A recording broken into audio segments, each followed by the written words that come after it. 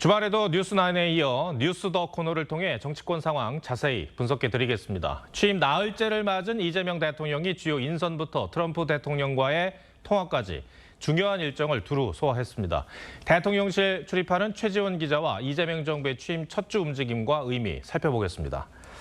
일단 이 대통령이 G7 방문을 하기로 전격 결정을 했습니다. 네. 어제까지만 해도 대통령실은 논의 중이다 이런 입장이었던 것으로 알고 있는데 이런 참석하려고 했던 결정 배경 뭐라고 봐야 됩니까? 네, 기자들 입장에서는 다소 전격적이다 이렇게까지 와닿는 분위기도 있었습니다. 어젯밤 트럼프 대통령과의 통화를 마친 직후인 오늘 오전 참석 사실을 전격적으로 발표를 한 건데요. 사실 대선 전에 있었던 선대위 때부터 참모들 사이에서는 G7 참석에 대해서 부정적인 의견들이 적지 않았다고 합니다. 통상적이라면 참석을 하는 게 맞는데 이번에는 대통령 취임 11일 만에 이루어지는 걸로 준비 시간이 많지가 않죠.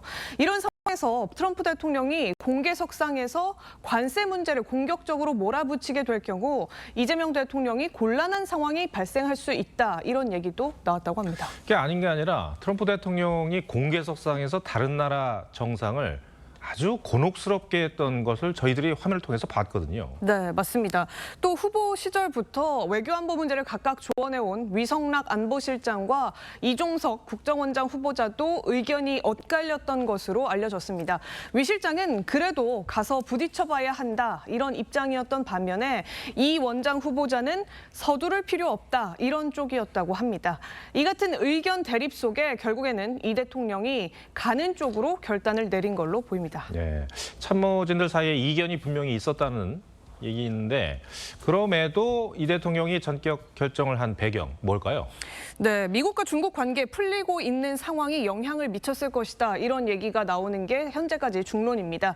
올 초에 트럼프 대통령 취임식 참석차 미국을 방문했던 민주당 의원들에게 미국 측 의원들이 미국에는 중국이 가장 큰 걱정이라는 것만 알라 이렇게 간접적으로 조언을 했다고 하는데요. 관세 전쟁이 극단으로 치달았던 시기를 지나서 두 정상이 1시간 넘게 통화를 나눌 만큼 관계가 개선된 지금의 상황, 우리가 전략적으로 활용하자 이런 판단을 이재명 대통령이 내렸을 수 있다는 겁니다. 이 대통령을 잘 아는 한 의원은요, 이 역시 이 대통령의 실용주의적 결정일 것이다 이런 말을 했습니다. 네, 이 대통령이 어제 대통령실 조직 개편을 했는데 대통령 권한이 더 커졌다는 분석이 나오더라고요. 네, 이 국정상황실을 확대했고요. 또 국가위기관리센터를 안보실 2차장 소속으로 돼 있던 걸 안보실 직속으로 승격한 것 등이 대표적입니다. 특히나 재정기획보좌관을 부활시킨 걸 놓고 국정과제와 관련된 재정 전략에 대통령실이 직접 컨트롤 타워 역할을 하겠다는 뜻으로 해석이 되기도 했습니다.